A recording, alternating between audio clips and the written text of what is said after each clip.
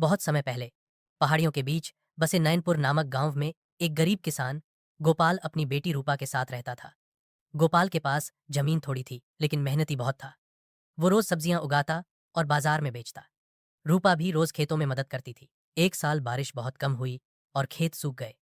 गोपाल और रूपा बहुत परेशान थे। उनके पास खाने को भी कुछ न बचा। एक दिन रूपा खेत में अकेली बैठी थी। तभी अचानक जमीन में से एक चमकदार बीज निकला। उस बीज से सुनहरी रोशनी निकल रही थी। रूपा ने उसे उठा लिया और सोचा, इसे घर ले जाकर उगाती हूँ, शायद कुछ चमत्कार हो जाए।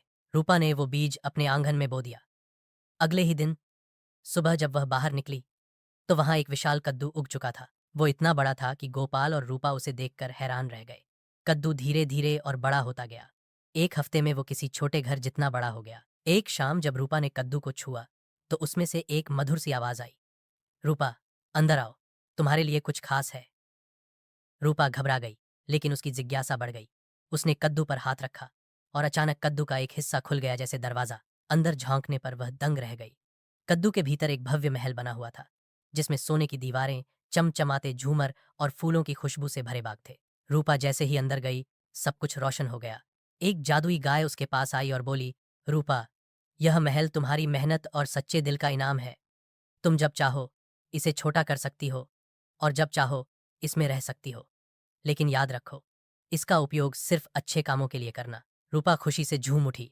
वो हर दिन गांव के बच्चों को बुलाती, उन्हें कहानियां सुनाती और जरूरतमंदों को महल के जादुई रसोई घर से खाना खिलाती। लोग कहते कि नयनपुर का वो महल स्वर्ग जैसा है। धीरे धीरे राजा को इस जादुई कद्दू महल की खबर मिली। राजा ने सोचा, ऐसा अद्भुत महल तो मेरे पास भी नहीं, मुझे इसे हथियाना चाहिए। राजा ने अपने सिपाहियों को भेजा और गोपाल से कहा, यह महल अब राजमहल होगा। रूपा डर गई, लेकिन उसने साहस से कहा, यह महल सिर्फ नेक इरादों वालों के लिए खुलता है। आप चाहें तो कोशिश कीजिए। राजा ने जैसे ही महल के दरवाजे को छुआ, कद्दू फिर से एक आम कद्दू में बदल गया।